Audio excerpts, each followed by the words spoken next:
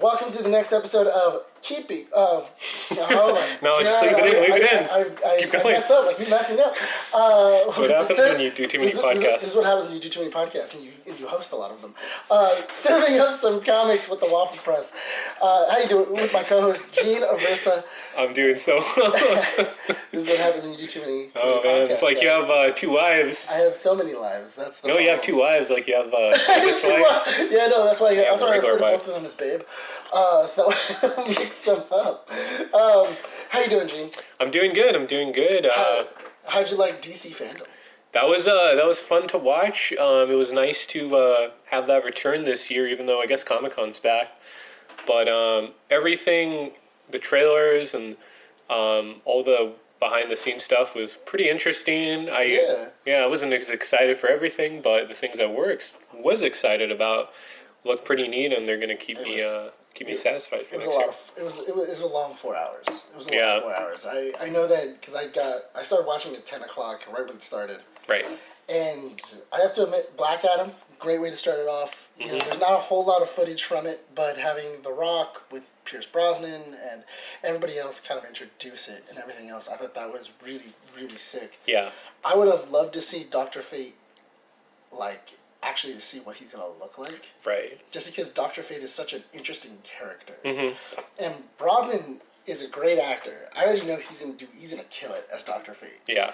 But I just want to see what Dr. Fate looks like. Just a helmet? I want to see the helmet. Because they've done Dr. Fate in a couple of TV shows. Yeah, and stuff Smallville. Like that. Smallville, they did Dr. Fate, but that looked super cheesy. Legends, they haven't. They've shown Stargirl and Legends have only shown the helmet of fate. They've never really done Dr. Fate. Interesting. You know?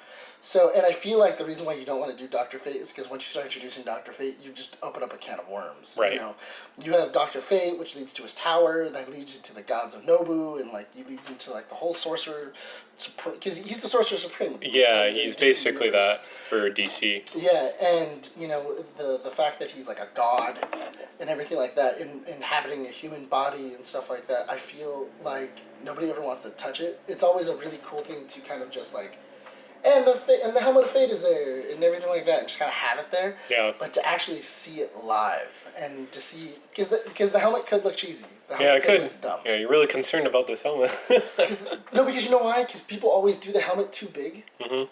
And stuff like that, and that's where it gets real weird. Yeah.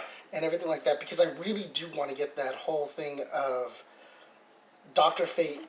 Not only does Dr. Fate choose you, but now you're kind of enslaved by Dr. Fate. Right. Yeah, it's like a symbiote.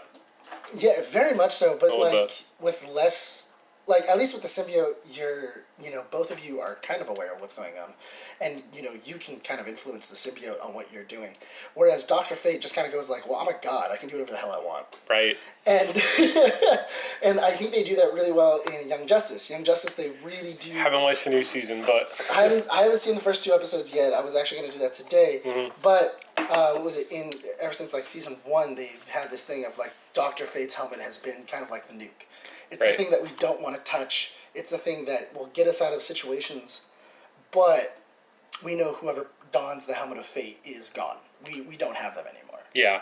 And everything like that. And I know they've even, in Young Justice, they even did, this whole thing of, Nobu and Zatanna's dad have made an arrangement where one day out of the year, he can take off the helmet of fate, mm-hmm. and he can spend a day with his daughter, but once it hits midnight, he has to re-don the helmet of fate. Yeah. And stuff like that. And that's some dark stuff. Yeah, Young Justice got into some dark places. Yeah, it's super dark, but I think that I'm really hoping, especially with a big name like Pierce Brosnan, I'm hoping later on we have a past bond. I really hope that future down the line, Brosnan will stay Dr. Fate, and even in, because this is supposed to be, because what it looks like from Black Adam is very much that Black Adam is in modern day, and he's retelling how he was locked up. Right. And it has flashbacks. I feel like it's one of those things of he's a hero. Everybody thinks that he's a hero, and then all of a sudden he starts going further and further. He's going rogue, yeah. Yeah, he starts going more and more rogue, and then they kind of go oh my god, we unleashed a supervillain onto the world. What do we do? And I think that's going to be really sick. And I think Dwayne's going to do a great job. Mm-hmm. and everything else. Hawkman and Hawkgirl are going to be in it. You also have a lot of people. There's a lot of heroes in this movie. Yeah, I think Atom Smasher. Atom Smasher is also going to be in this. Yeah, and Atom Smasher is once again another deep cut. That's a deep cut. Yeah, it's a deep cut. I mean, you have Hawkman and Hawkgirl who, they've shown up in Legends, and they were okay. They were only there for they were just for a season, right? Yeah, like, they were supposed to, branch. They were supposed to do more things with them, but, fans didn't like them. I would imagine, too, they're expensive. They are relatively... I think, you only have... Expensive powers right there. Yeah, I know. Just, the wings in itself are an expensive power. I mean, that's the one reason why, what was it? I think they haven't done a Green Lantern movie. Or a Green Lantern TV show or anything like that. They're barely doing Green Lantern inside of Star Wars. Getting a little sidetracked, but did John Diggle, did they ever, reveal... He's a Green Lantern. Yeah, but did they... He's a Green Lantern? He's a Green Lantern. When did that happen? The end of Arrow. Okay, but, final episode have they brought him back? They've brought him back, and they brought him back in one of the latest... in the last season of Flash. Okay. Diggle comes back, and he has voices in his head that are telling him that he has, a duty that he needs to go do. And then it's he keeps on saying, oh yeah, I've been struggling with what exactly I should do next. And at the end of the episode, it's you probably won't see me for a while. I'm gonna... until we get the okay by DC. Well, I think that also, it implies, he has to go off-world, and he has to go train, and he has to become the actual Green Lantern of Earth, and stuff like that. Right. Stargirl introduced a Green Lantern. They actually introduced a female Green Lantern. Jessica Cruz? Not Jessica Cruz. It is the daughter of... Jade? Alan Scott, yeah. Alan Scott. So... That's kind of interesting. I know that Alan Scott is gay in the comics, which is kind of interesting because in this one he has an entire family. Mm-hmm. But in this one they're kind of breaking the rules on the Green Lantern. Well, it's weird because Alan Scott doesn't have Oa. He doesn't have to go to Oa. Yeah, he's powered by a magic. Yeah, by a magic ring. Yeah. That kind of does the same thing as the Green Lantern ring. I think it's I forgot how it's related. It's a prototype for it or something. Something along those lines. But essentially, she is now the embodiment of... she controls the Lantern Ring. Mm-hmm. And stuff like that. She is the power battery. But that's totally off topic. That's way off topic. But I have to admit, that was a really cool one. The Flash was really cool, kind of with Michael Keaton...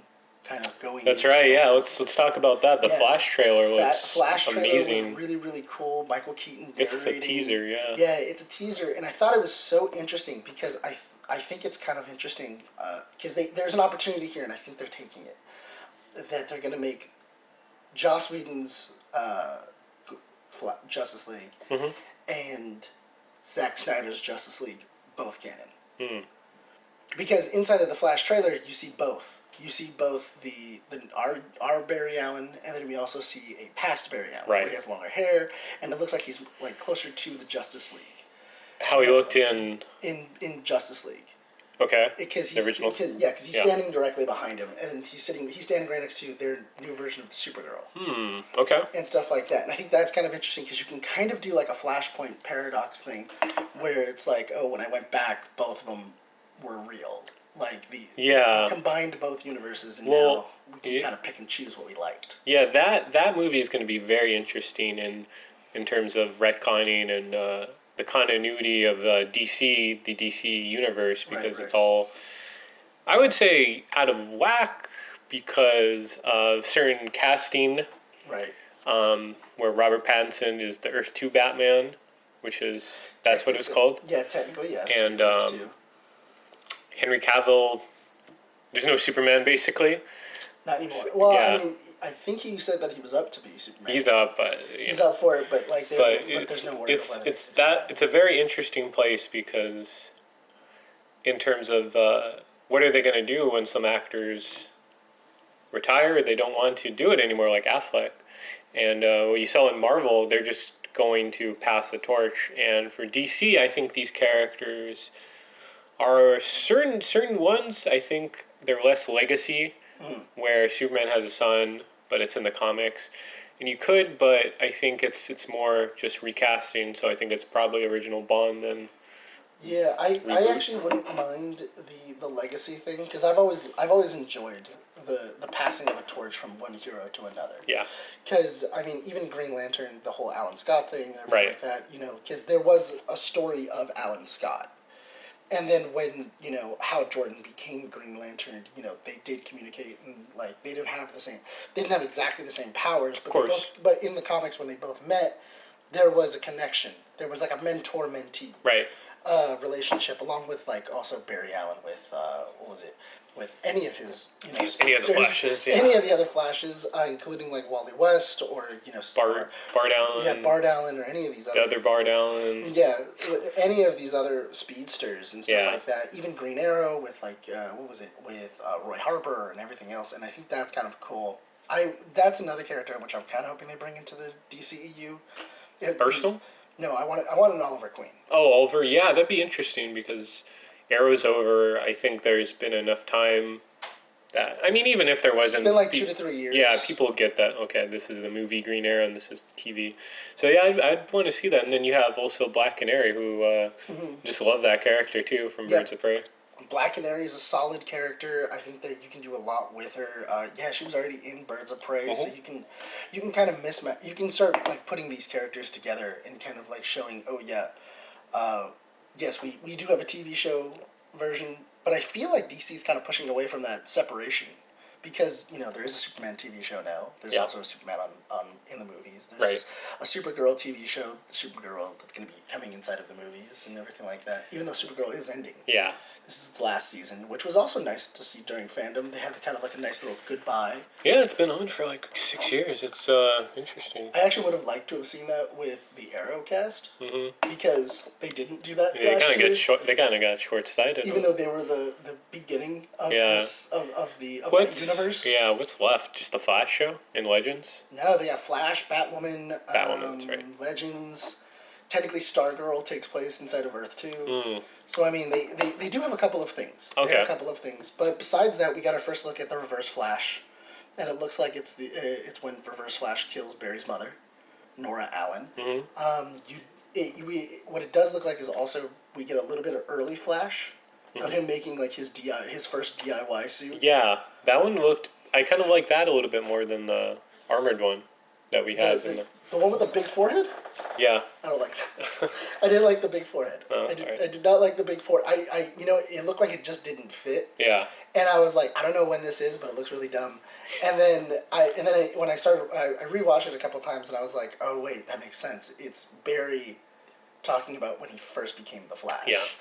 And everything like that, and he's reminiscing about it, and it's kind of, and it's like him making his first suit and everything like that, and that's fine. I'm okay with that. Yeah. That's a terrible suit is, especially for the first one, is fine. Yeah. it's fine. Yeah. I like the new suit.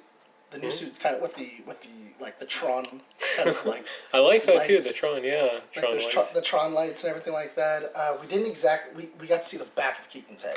Yeah, that was a nice silhouette, I would say. Yes. Yeah. Because I'm assuming what's going to happen is Ben Affleck is going to be in this movie for a grand total of 5 minutes. Yeah.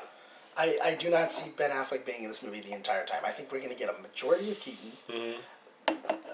What was it? Ben Affleck is... Because I feel like it's going to be kind of like the animated movie of Flashpoint. Yeah. Where it's a good one. Where Barry is fighting with the Justice League. And then, things happen, and then so that way you can kind of see where Barry's at. So it's kind of like him chasing down a villain with Batman. And then after they catch him, or it's like the Reverse Flash or whoever it is.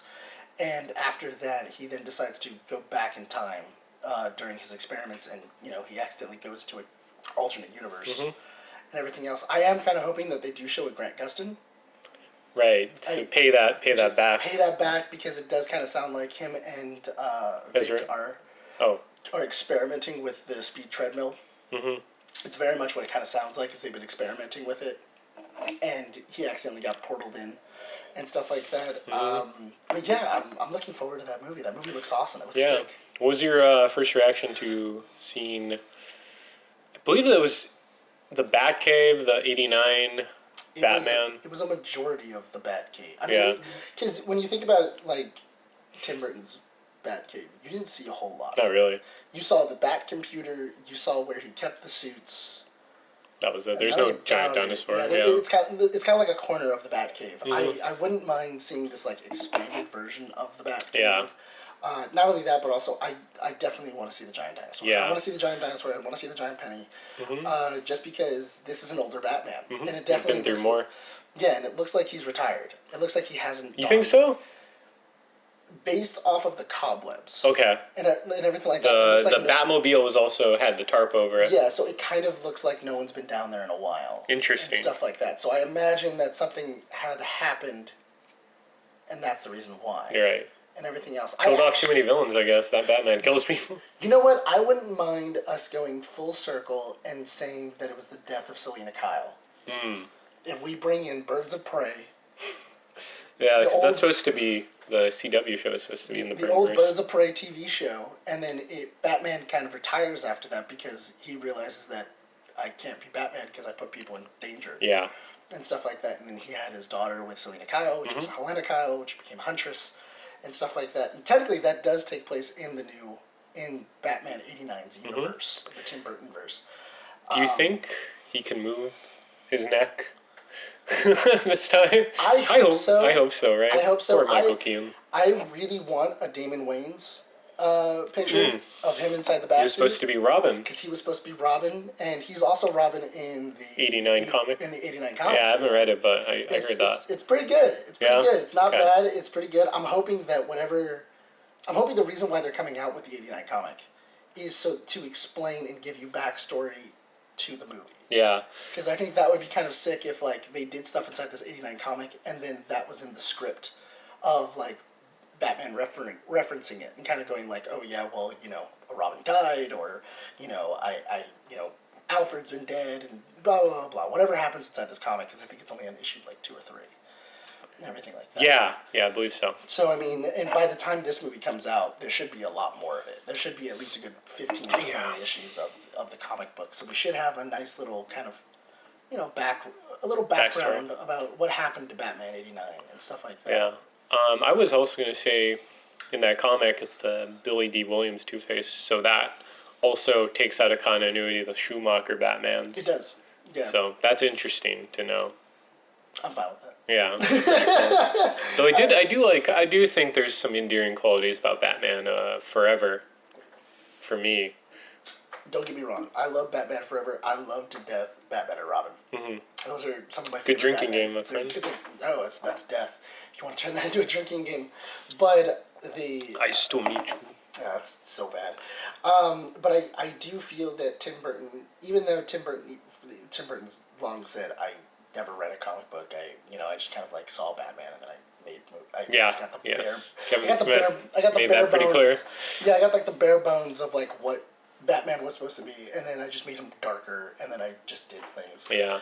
And stuff like that. And I think that's kind of interesting, but also I wouldn't mind seeing, I wouldn't mind them referencing, the Schumacher. Like, I wouldn't mind them kind of saying, oh yeah, that did happen. Like, Schumacher's things did happen and everything like that. But instead of it being Kilmer or anything like that, just saying it was Keaton. Like, the whole way through, it was Keaton. Yeah, that'd be weird. That'd be weird, though. It would be, but, I mean, that way you can kind of fill in some blanks and everything like that. This is an older Batman. He's been through a couple of things, and you can just kind of adopt those stories and put them in there.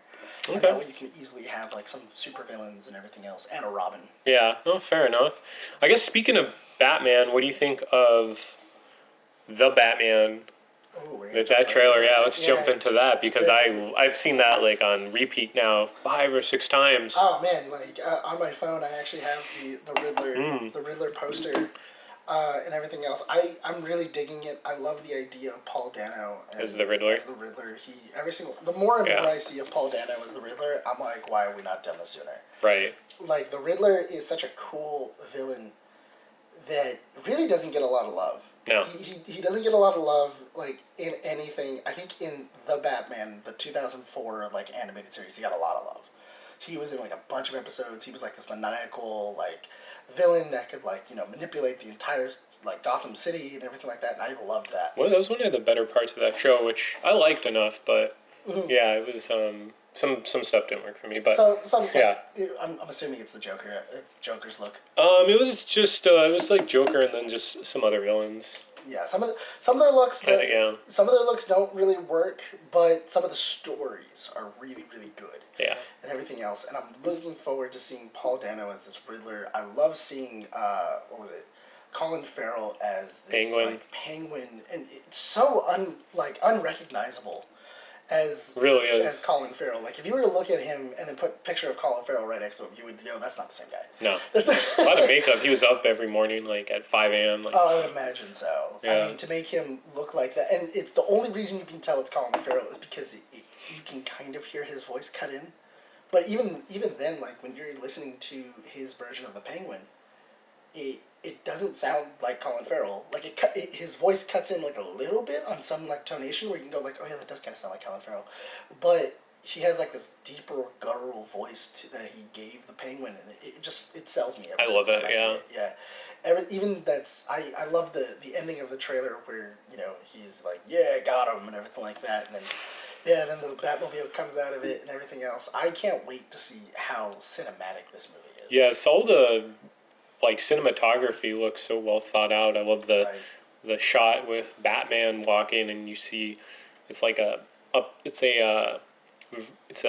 pulls a 180 where it's looking at his reflection in the rain puddle, and it's just like him just walking, and it's just Batman walking. It's just Batman walking, yeah. And it just looks so nice. Or I love the shot where they're just like shooting him, and his like armor's just reflecting the bullets. The thing I noticed on that one, because when I started looking into it, I actually didn't even realize that the same cinematographer from Rogue One is doing the Batman. Yeah. And I was like, oh, he just basically went, what about if we had a Vader walks hallway scene? But with Batman.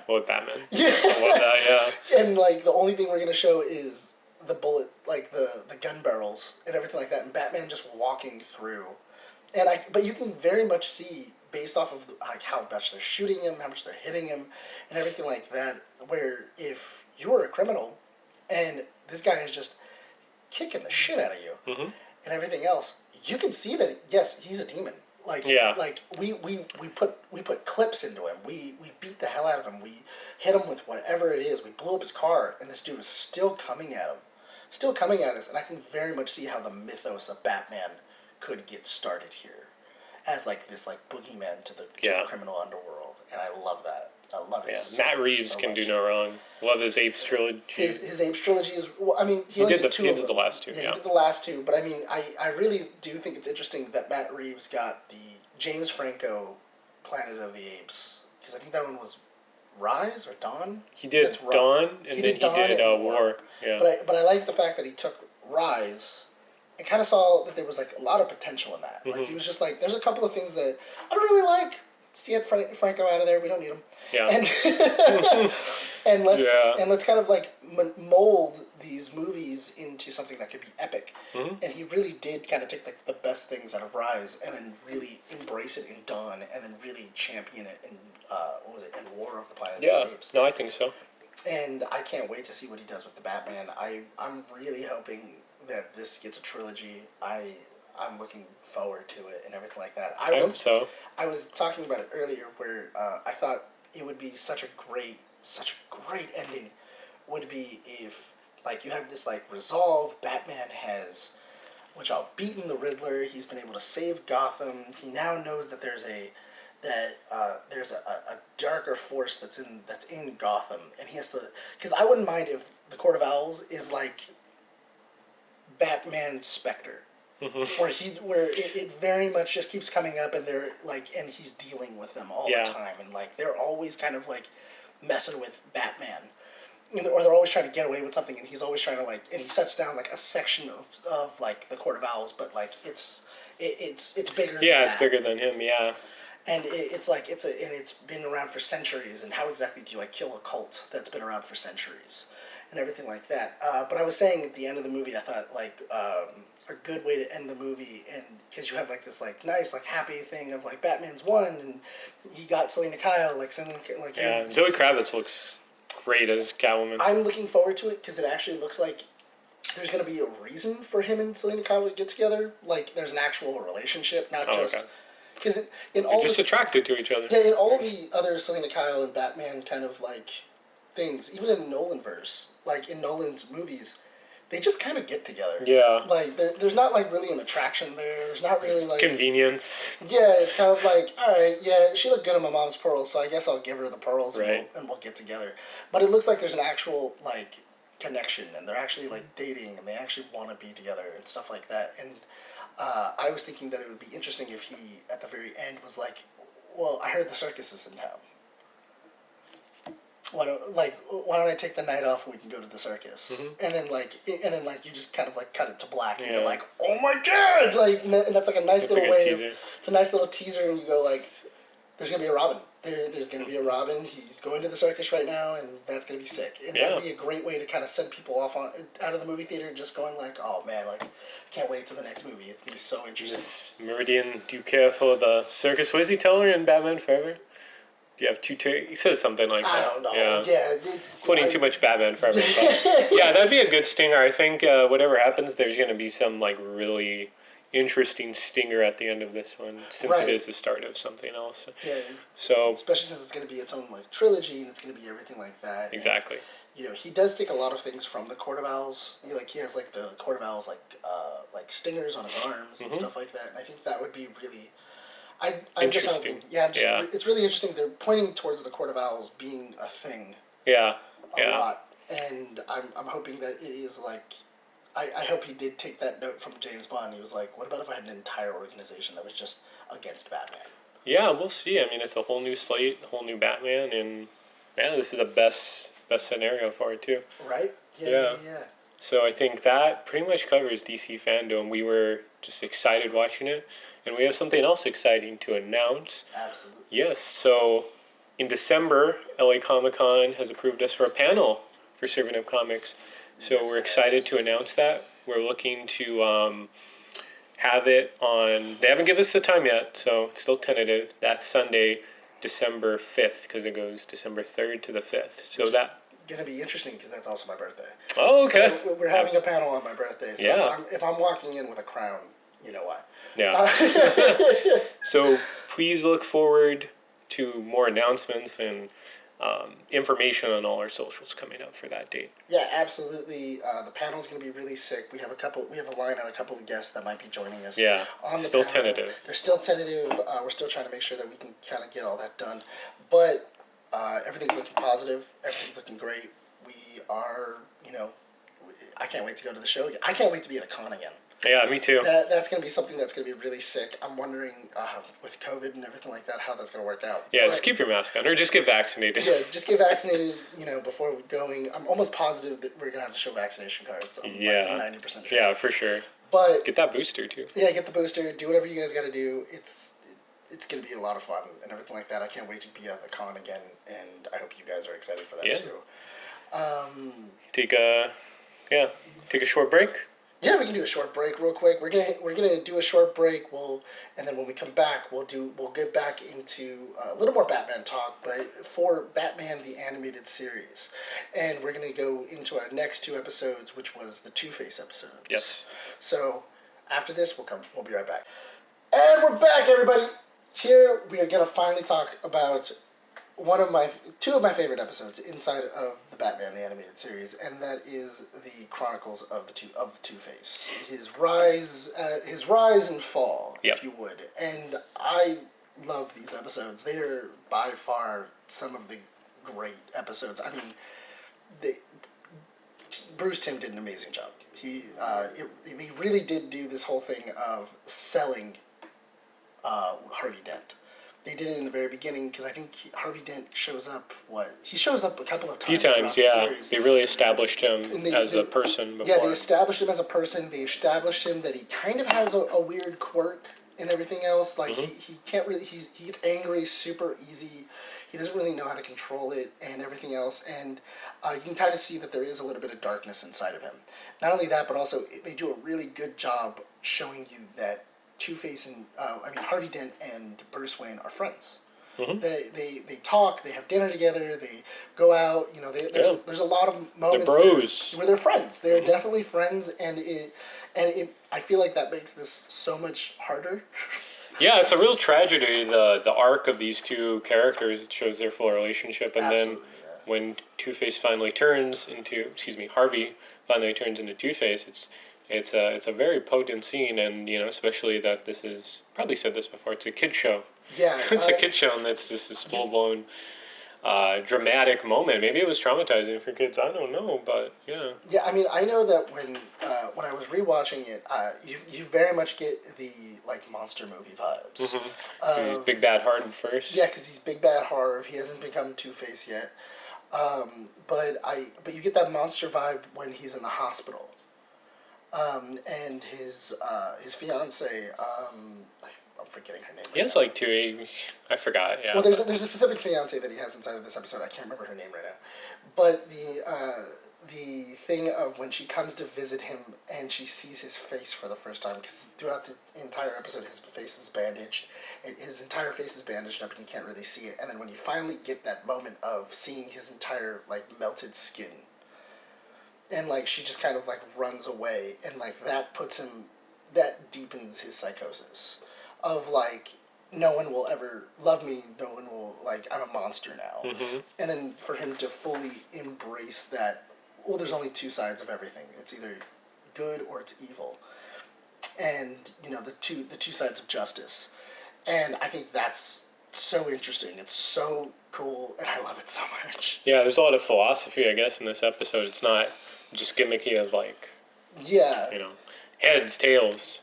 Yeah, he really does go into the philosophy of why he's flipping his coin, on how, it very much reminded me of the scene in The Dark Knight, where he's, where, he's talking about, the death of Rachel, and he's saying that it was a 50-50 chance, and, you guys are going to have the same chance that she did, and everything like that, because I always thought it was really weird that he just had this weird psychosis where he just flipped a coin and he had to make a choice, whereas instead it's more of like, you have a 50-50 chance of surviving, you have a 50-50 chance of dying.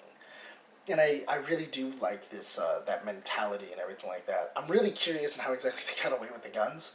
Because he whips a gun out a couple of times. Yeah, well, they have guns on the enemies here. They do, but they're always like Tommy guns and stuff like that, because if you've seen a couple of like the documentaries, they said that the reason why they use Tommy guns is because it was hard to replicate for kids. Yeah. Like, kids would have a hard time trying to replicate a Tommy gun.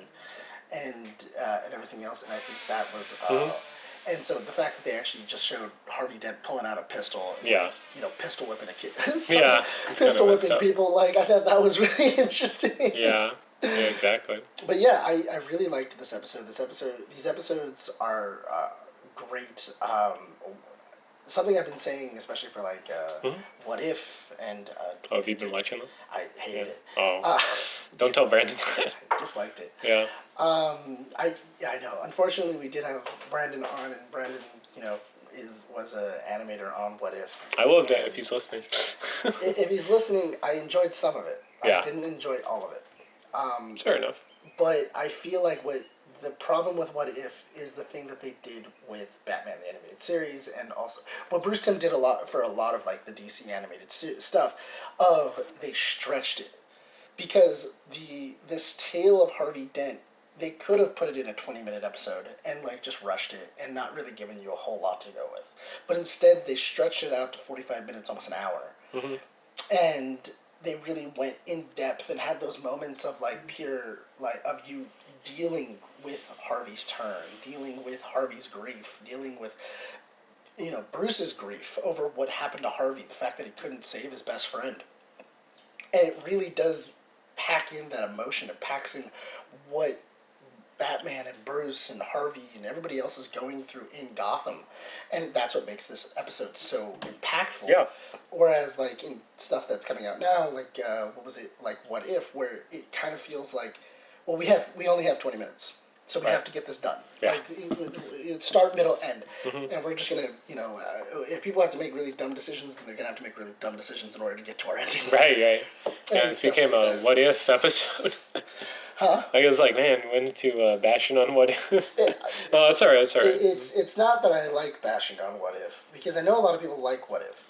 It's that there is so much better animated TV. For sure. That, and especially in the DC universe, because I know that inside the Marvel cartoons and also in their movies, I don't know what it is with them, but they've always kind of gone with, we'll make the characters do whatever it needs to be for the story. You know, if they have to make bad decisions or they have to do things that are very uncharacteristic of those characters, so be it, as long as the story is good. Yeah. The only problem is that when a character does really dumb things or does something that's uncharacteristic of that character, it kind of pulls you out of it and you go like, why did they do that? Yeah. Whereas for like a DC animated which a TV show or movie, a lot of the times they try to manipulate the story to fit what the characters would do. They try to best fit whatever story they're telling to like what exactly Robin or Batman or Aqualad or something like that. They really go like, this is what the character is. What would he do in this in this one? And what would make sense? And that's what makes those things more enjoyable. They're more entertaining. They're more fun, and they're a little bit deeper. Yeah. And everything else, and I feel like that's the one thing that they were missing from What If. I honestly, if you were to make What If 45 minutes instead of a 20-minute thing, I think I'd love What If. Yeah, but back to Batman.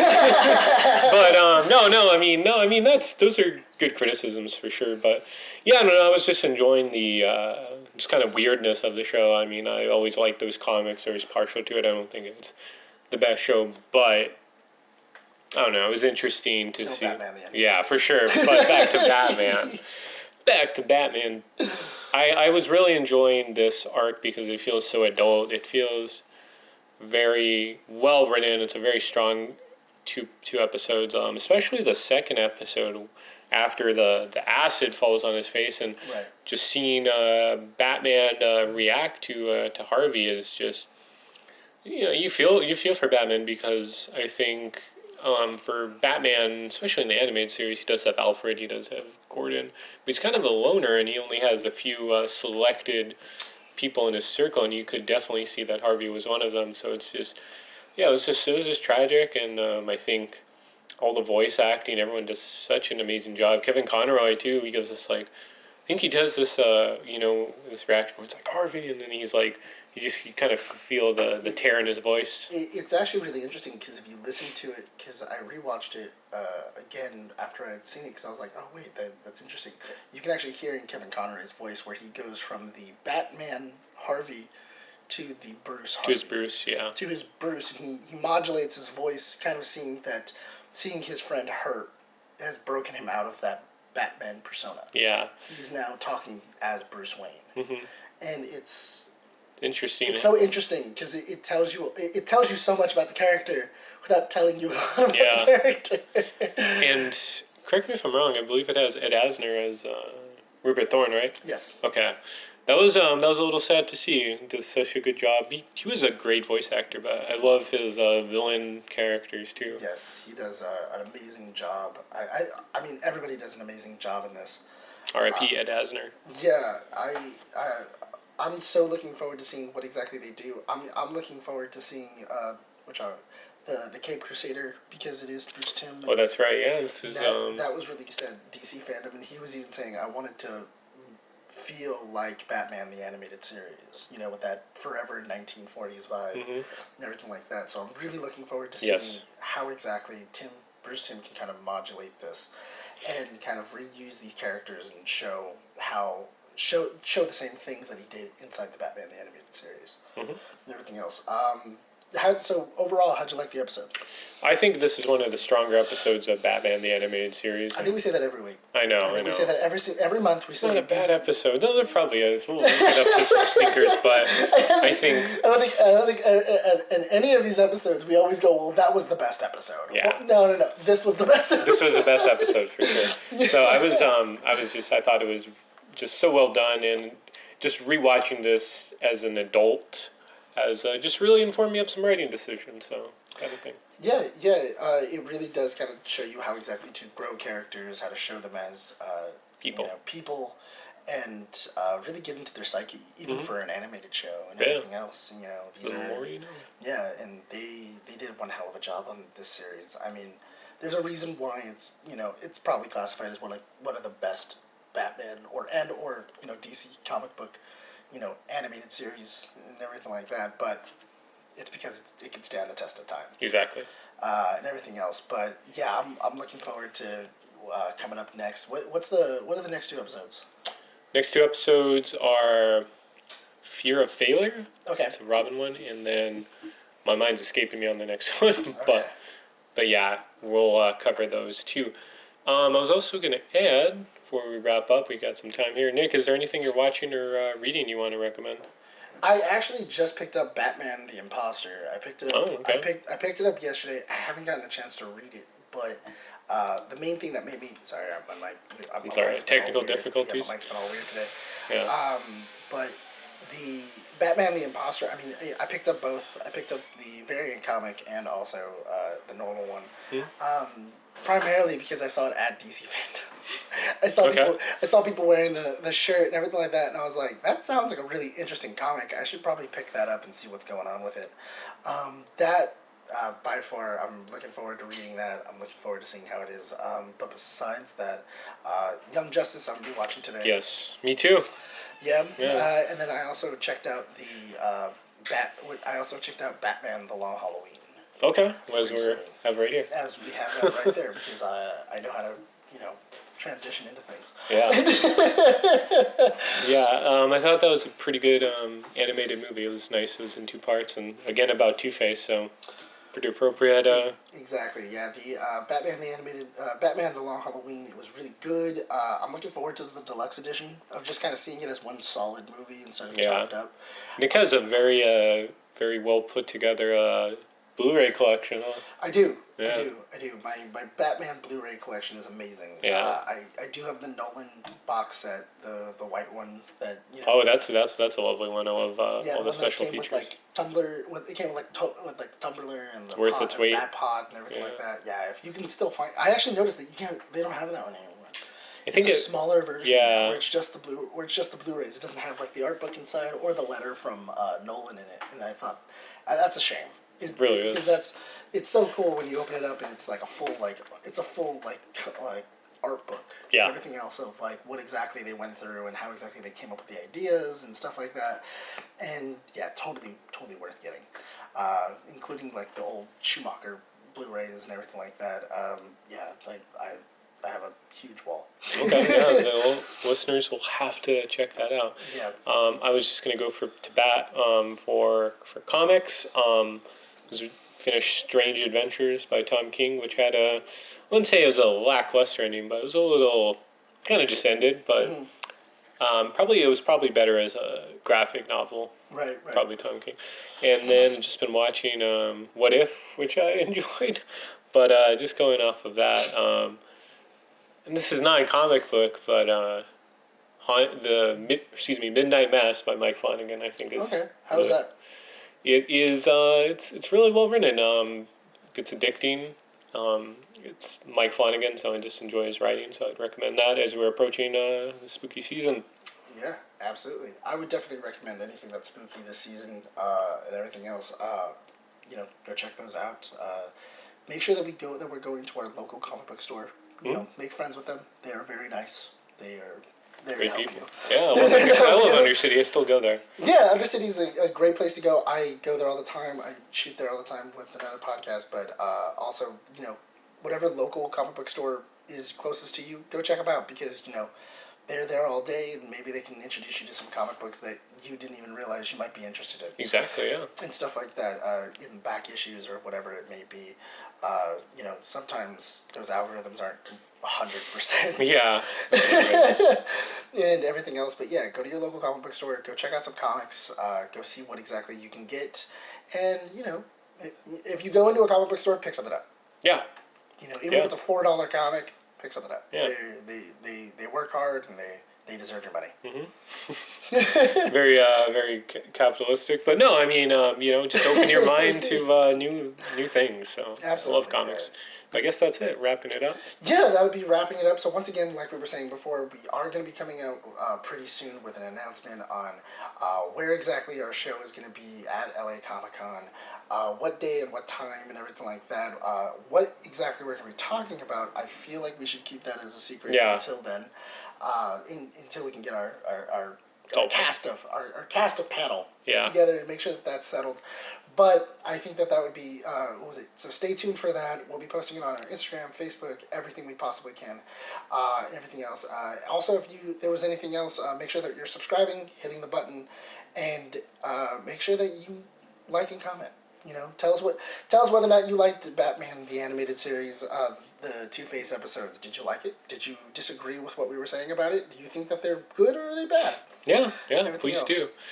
Nick, where can people find you? You can find me on at the Nick Valero on Instagram. You can also find me on Keeping Up with the Nerds on Podbean, Podbean, Facebook, and also YouTube. Yeah, and you can find me on Twitter and Instagram, Gene9892. You can follow Serving Up Comics at Serving Up Comics on Twitter and Instagram. Thanks for watching. Thanks for listening. We've been professionally unprofessional.